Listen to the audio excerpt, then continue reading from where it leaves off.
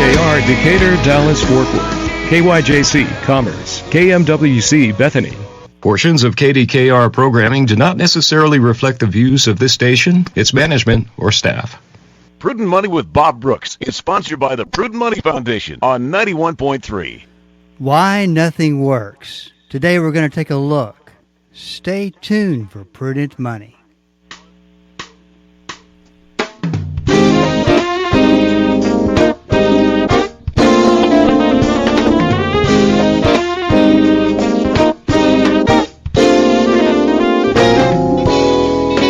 This is Bob Brooks, and you are listening to the Prudent Money Radio Show. Thank you so much for joining me today. You know I do appreciate it. Well, America was once a country that did big things. We built the world's greatest rail network, a vast electrical grid, interstate highways, abundant housing, the Social Security system, and the list goes on. But today, even while facing a host of pressing challenges, a housing shortage, a horrible infrastructure, we feel stuck, unable to move the needle. Why can't we make progress? Well, that is what Marc Dunkelman is here to explain and talk about in his new book, Why Nothing Works, Who Killed Progress, and How to Bring It Back. Marc, welcome to Prudent Money. Thanks. Great to be here. You know, Marc, I was thinking about, while I was prepping for today's conversation, I was thinking about a book written by Jim Collins, From Good to Great. If that book describes America's past, would we call the sequel to that book Stuck?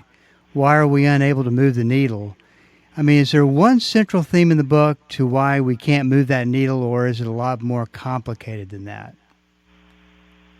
At root, it's not that complicated. At root, it's about sort of a cultural shift that happened in the 60s and 70s. It used to be sort of during the bulk of the 20th century that we as a nation really wanted to believe that there was a group of people who were really civically minded, focused, expert on what was going on in our communities, and could make they could make decisions at their own discretion about what was going to be good for all of us. Where a highway was supposed to go, where wires should be strung, where a dam should be built. All of these things were sort of at the discretion of this, you can almost call it an elite. And then in the 60s and the 70s, we as Americans began to look back on the decisions that this elite had made over the course of the first two-thirds of the 20th century and began to be really suspicious that they weren't publicly minded, that they were corrupt, or that they were captured, or that they were out for their own good. And so we began building up all sorts of checks in the system so that bad people couldn't make bad decisions. And we've now built so many checks into the system, created such complicated procedures to make decisions about the same issues that they were making decisions about, where the highway should go, where the new housing should be built, where the electrical grid should be expanded. We've created so many vetoes in the system that it's just impossible to get things done. In the book, you write about the demolition of Penn Station. How is that symbolic of bigger issues when you talk about American governance? Yeah. So Penn Station in New York City, when it was built in like 1910, was considered the most beautiful train station in the world. It was huge. And it fell on hard times and was demolished in the early 1960s to make room for Madison Square Garden, now the place where the New York Knicks and the New York Rangers play, the world's most famous arena. And Penn Station itself, the place where the trains come in, goes underneath that arena. It's a sort of a subterranean station just full of it's just like a rat's nest of hallways. It's very hard to get around. And in the 1980s, Senator Daniel Patrick Moynihan, who was a senator from New York, began talking to the Postal Service about trying to figure out a way to move the station into an adjacent block where there was a Postal Service building. And it was basically 40 years before that project got done. And it was just remarkable to me when I looked at that project, that it took 40 years to do that, when in like the 1950s, there was a guy in New York named Robert Moses who was the housing commissioner and the parks commissioner and the highway commissioner. He had all these hats. And he was able to build the Cross Bronx Expressway, which everyone said was going to be a catastrophe. He was able to build it in almost no time at all. And the question in my mind that spurred me to write this book, Why Nothing Works, was why was it that Robert Moses was able to get that done, that bad project done so expeditiously in the 1950s, and then 30 years later, the 1980s, 1990s, 2000s, and even in the 2010s, it's almost impossible to do a project rebuilding Penn Station into a beautiful front door for the nation's largest city. Why did that take so long? And that's sort of the premise, is that the Penn Station experience is indicative of what's happening all over the country. You write about a concept called vitocracy. I hope I'm saying that right. And elaborate on that a little bit. Well, the idea of a vitocracy is that rather than having one person say, I'm going to decide whether I'm going to build, say, a triple-decker home on this open lot, we have a system where not only does the person who wants to build that building get a say in what gets built there, but the neighborhood gets to have a say, because they can sue because they claim that the new building is going to take up too much space, or going to cast shadows on the wrong parts of the neighborhood, or going to introduce bad people into the neighborhood, or it's going to have an environmental effect, or that's where some bird lays its eggs, or there are a whole series of things and different people and bureaucracies that can stop someone from doing a project.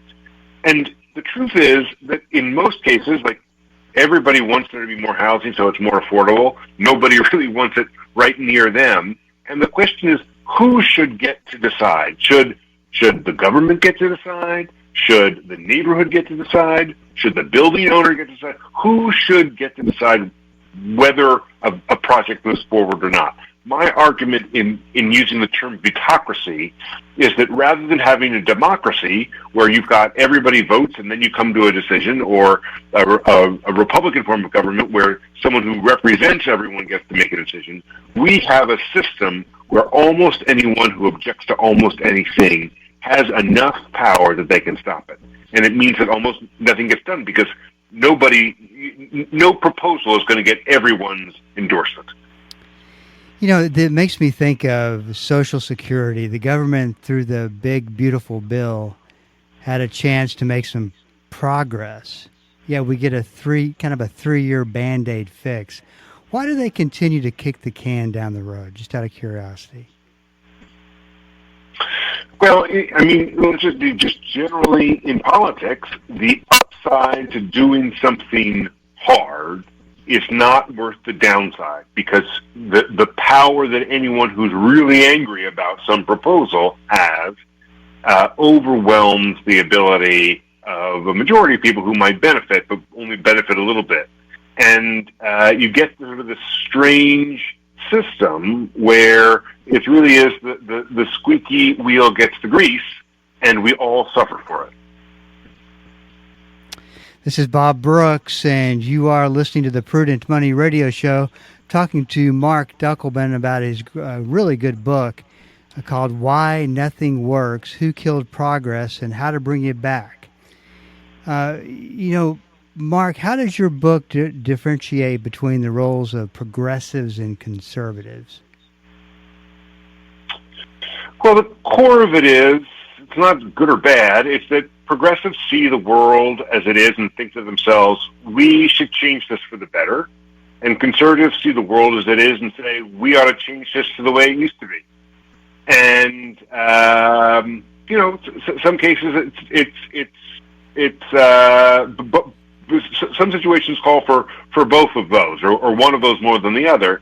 But the key of it is that it used to be that progressives were the ones who wanted to use government to do big things. It was the progressives, for example, who were the big proponents of the Tennessee Valley Authority, which was a sort of miraculous organization that's sort of a keystone for a lot of policymaking throughout the middle of the 20th century. But the idea was that they gave power to one figure who ran this federal authority, the TVA, the Tennessee Valley Authority, and he, in the 1930s, was given basically all the power to make all the decisions about which rivers should be dammed, which landscapes should be reforested, which homes should be wired up with electricity. And it was a godsend for a lot of the people who lived in this very poor part of the country, the Upper South, that was really living by living standards that were well below what the rest of the country enjoyed. And that was the progressive model, which was to, like, you've got a problem, sick a big government institution on fixing it. And that was the progressive model for a lot of the 20th century. And then you get to the 60s and 70s, and progressives, strangely enough, the progressives, I think, today don't think of themselves this way, but progressives themselves look at these big bureaucracies and they say, hey, these organizations are captured. They're the ones that threw DDT on our crops and caused all these birth defects. They're the ones that allowed the big three automakers to put out cars that were, in Ralph Nader's phrase, unsafe at any speed. They're the ones that got us involved in Vietnam and got us involved in all these other things that we didn't like. They didn't like the highway system. They didn't like urban renewal, which was a government program to demolish whole poor neighborhoods of big cities so that big skyscrapers could be built there. And so it became the progressives themselves who had once really embraced the idea of big government, who began to say, oh, no, we can do better than this. We got to put in systems so that little people have more of a voice in what's going on. And that was fair enough. And, like, in a lot of cases, they were right.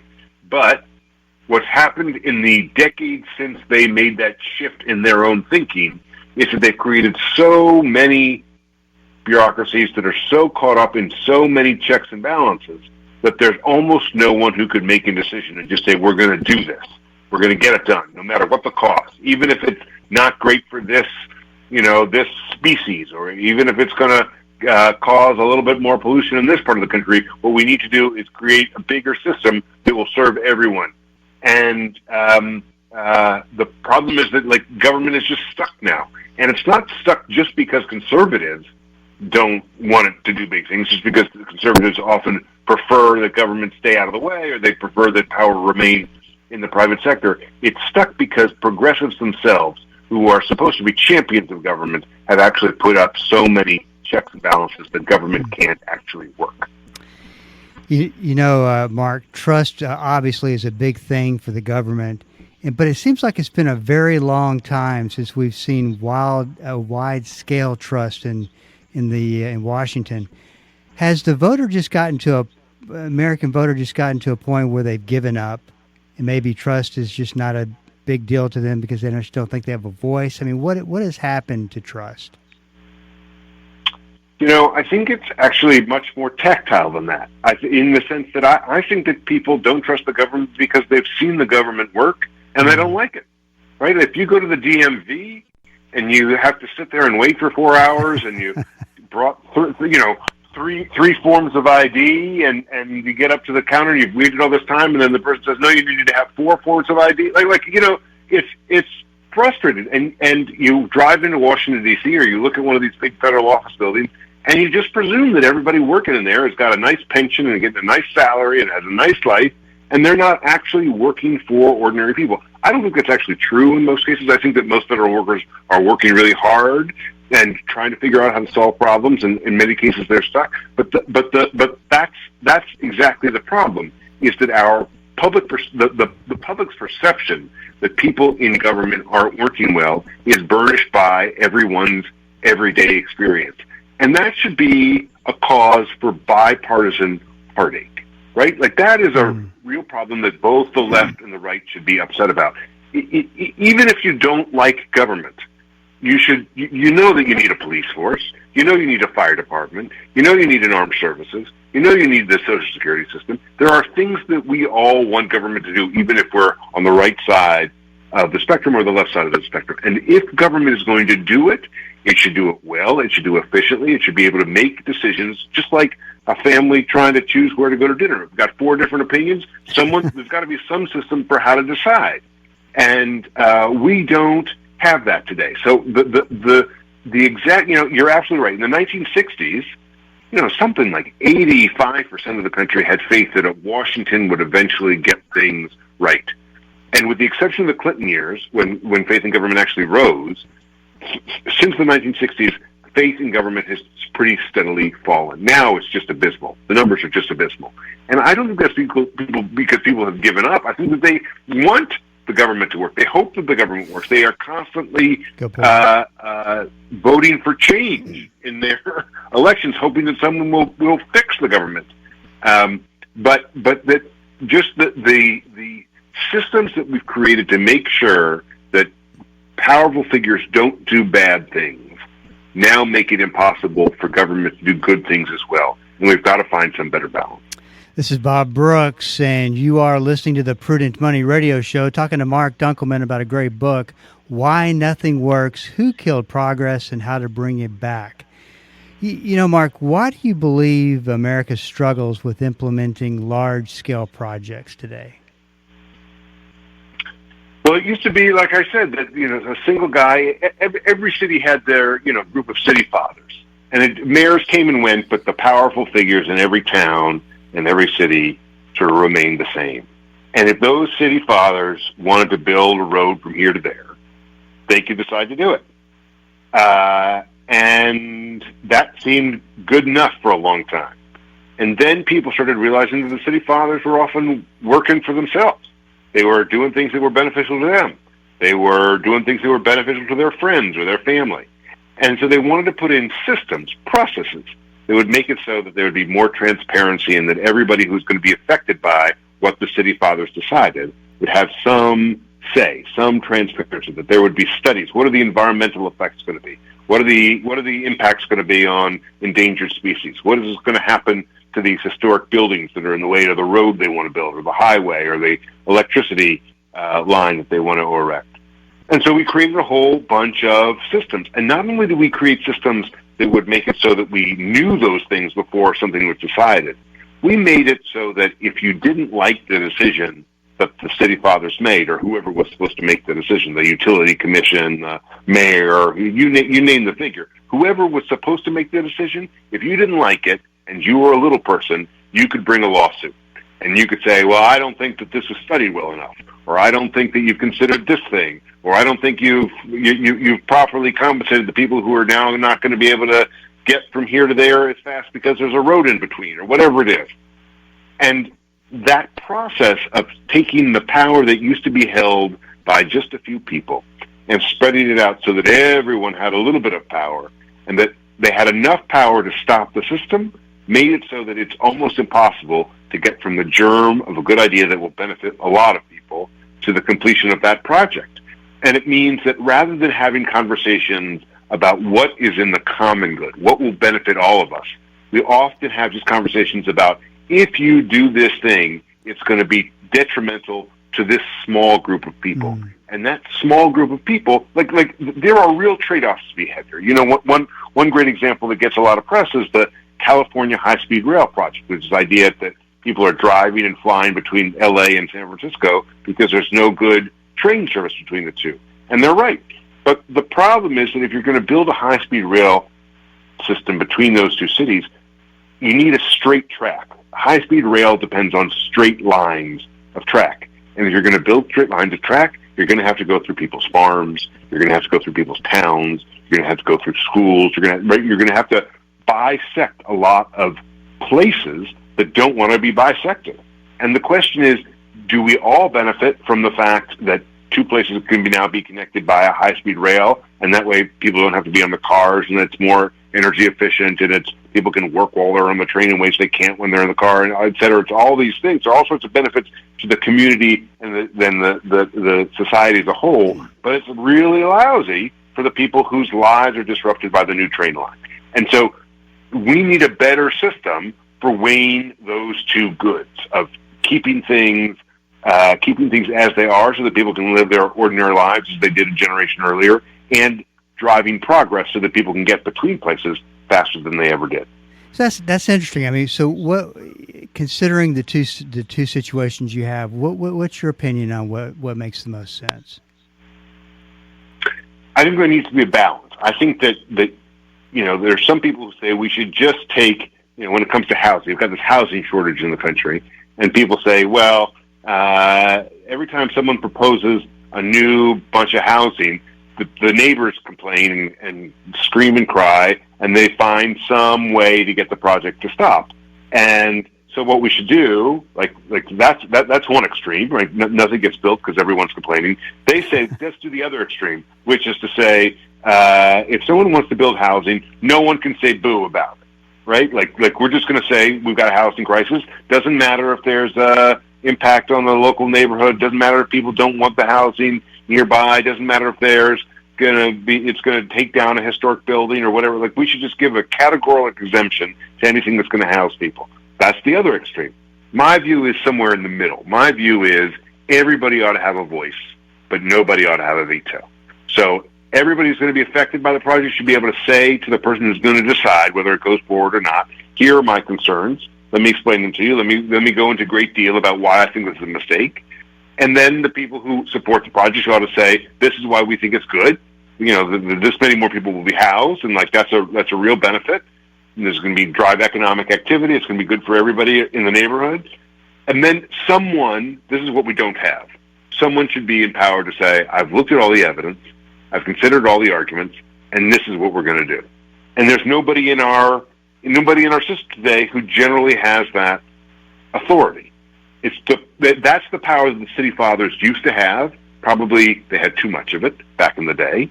And it's the power that no one has today in too many situations, so that nothing can get done. What we need is a system where we consider all the evidence, and then someone is empowered to make the hard decision about how to weigh the trade-offs. Now, I want to point out, if nobody's getting this, that one of the things I really like about the book is that you take a balanced look at this problem, and you don't go to one side or the other. And I think that that's important about information that you're writing about, because it is a very important subject. And you don't get a whole lot of books that are really balanced in the middle and give you both sides. Well, these are hard things to do, and they should be hard, right? Like building a new electrical grid, that's going to have impacts for everybody. Building a new highway system, building new railroads, building new housing. These are big, important decisions. And I don't think it's fair to say, oh, it's all the developers and they're terrible, or all the environmentalists are all crazy, or oh, it's all the local landowners, they're all bigots. These decisions have major implications for people who have a whole variety of concerns, and we ought to just be honest about it. I think that too many books that are about how government doesn't work sort of tries to point out ridiculous things the government does. That it spends $20 on a stapler, or right. Crazy stuff like that, right? But the truth is that government is also tasked with making really hard decisions that are going to hurt people, right? Like if you're gonna build that homeless shelter in this neighborhood, probably the people that live nearby are gonna not like it, right? And the value of their homes is going to go down. Doesn't mean we can't have homeless shelters. We need to have some homeless shelters somewhere. So who is going to make these decisions? And I think we just ought to be honest. Probably the last thing I have to say, I have this problem that I think a lot of families have, which is that on a Friday evening, my wife gets home from work, and I've finished working, and my two kids are there. They're 8 and 11 at the time. And my wife says, I don't want to cook, and I certainly don't want to cook. And so we say to ourselves, let's go out to eat. And now you've got the problem of choosing between the four of us where we're going to eat, right? Yes, I understand. I don't know what the fairer system is. My younger daughter only wants donuts, right? My older daughter will only want the fried chicken sandwich. My wife only wants to eat unseasoned rice. Where are we going to go? And you got to have some system for making that decision. That's what government is supposed to do on bigger, more important decisions, where things are going to be built. And we don't have a great system for doing that in the United States, and we need to get back to it. The book is titled Why Nothing Works, Who Killed Progress, and How to Bring It Back. Marc, congratulations on your book. It was a pleasure speaking to you today. Thanks so much for having me on.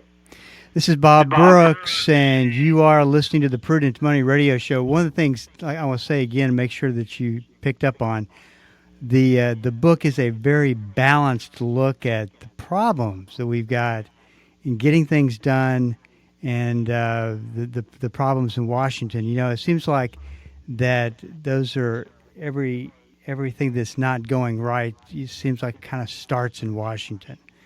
And but this book doesn't focus on that. This book focuses on solutions and really how to make these decisions and the process that you go through. And once again, the name of that book is Why Nothing Works, Who Killed Progress and How to Bring It Back by Marc J. Dunkelman. And so definitely worth a read. And it would be great if then there's a lot of books out there that if maybe some of the people in Washington would read these, that they would take a different approach to what's happening in our country. This is Bob Brooks, and you are listening to the Prudent Money Radio Show. That's all the time we have for today. Questions or comments for Bob, or to find out more great information like what you've just heard, visit www.prudentmoney.com. Be sure to join Bob Brooks again for the next edition of Prudent Money. Prudent Money with Bob Brooks is sponsored by the Prudent Money Foundation on 91.3.